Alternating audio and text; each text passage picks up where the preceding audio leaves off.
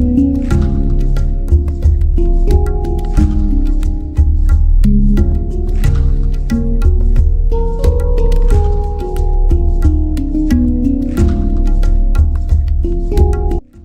friends, Namaskar.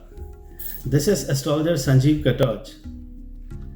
In my last short video, I mentioned that I'm going to make a detailed video about Rahu and Ketu transit or the Rahu and Ketu zodiac sign change in detail, which is happening on 23rd of this month, on 23rd of September. So this transit or this Rahu and Ketu is going to stay in these zodiac sign for exactly 18 months from September 2020 up until April 12, 2022.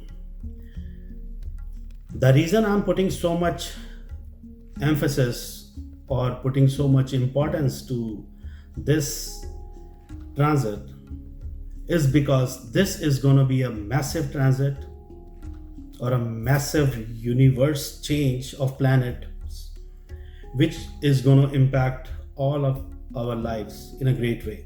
It will impact whole social, economical circumstance of the world, and it is going to impact our individual lives, maybe your business, your money making, your relationship, your health, your education, your kids, and many other aspects of your life in a great way. There are few distinctive or there are few very important or peculiar things about Rahu and Ketu. These are, as opposed to other planets which move back and forth, which go direct and retro, barring sun and moon, Rahu and Ketu always move retro. Their motion is always retrospective. Their motion is always backward, and they move with a constant speed. They stay in a zodiac sign for exactly for 18 months, not a day less, not a day more. And because of that, its impact in a good or bad way on a person is very consistent for 18 months. Rahu and Ketu, they have some other qualities, is that Rahu and Ketu, whichever zodiac sign they move to or whichever planet they are placed with, they acquire the qualities of that zodiac sign or that planet. So they complement the effect, or in other sense, strength of or the weakness of that zodiac sign or that planet.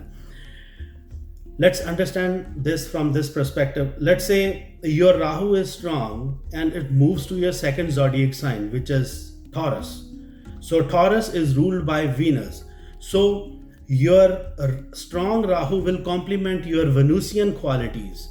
So the qualities that Venus gives, that is speech, communication, skill, beauty. So what's going to happen is that, let's say you are in a business which relates to your planet Venus. So because of this Rahu movement to Taurus, so your speech is going to be so impressive, is that whatever you say, whichever way you present your plan, the way you communicate, you're able to convey your message to the people or to your customer or to your employees in an impressive way. They tend to believe you, and then they will all come together to grow your business, and you will make money out of your business, and your relationship with your clients or with your employees, with your co-worker is going to be great. And on the other side, let's say your Rahu is not that strong and is moved to your second house, so your speech is going to be such that it will create a bad impact on your business, and your business will go in go in losses. And the thing about Rahu is that it also nullifies, it also diminishes, it also cancels Manglik dosha. So when Rahu sits with Mars, your Manglik dosh is cancelled. So Manglik dosh is a bad placement of planet Mars in 1st, 2nd, 4th, 7th, 8th and 12th house. So this is another aspect of Rahu. And another, Rishi Prashara said, when Rahu sits in 3rd, 6th or 11th house, it has a tendency, strong Rahu has a tendency to make a beggar, to convert a beggar into an emperor, and similarly an emperor into a beggar. Let me give you another example. Let's say your strong Rahu comes to your 6th house, which is the house of your enemies and which is the house of your health. So when strong Rahu moves to your 6th house, so what it's going to create, first of all, it will make you healthy, and it will give you power to conquer your enemies, and you will make more friends. Similarly, if Rahu is not good and it moves to your 6th house, your enemy will crush you, and there are one kind of disease or other that will put you on the back step. Rahu and Ketu is a karaka, is a significator of skin disease, mental ailments. When these planets are not sitting strong, or when they are afflicted, or when they are weak, it will give you mental ailment. It will give you skin disease. It will give you a disease where you stagger. So these kind of, and Rahu or Ketu in 11th house, as per Rishi Prashara, 11th house, it will give you windfall. See, 11th house is results.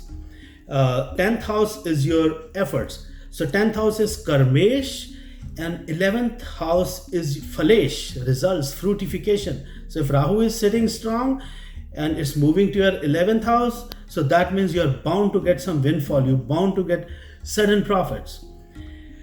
So friends, I will make 12 more videos defining that how this transit of Rahu and Ketu will impact each Rashi, each moon sign, from Aries to Pisces, one by one. I will make 12 videos.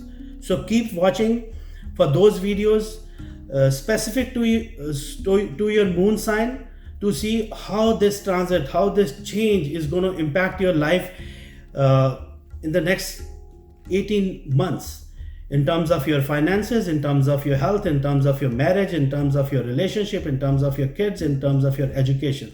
So keep watching my videos.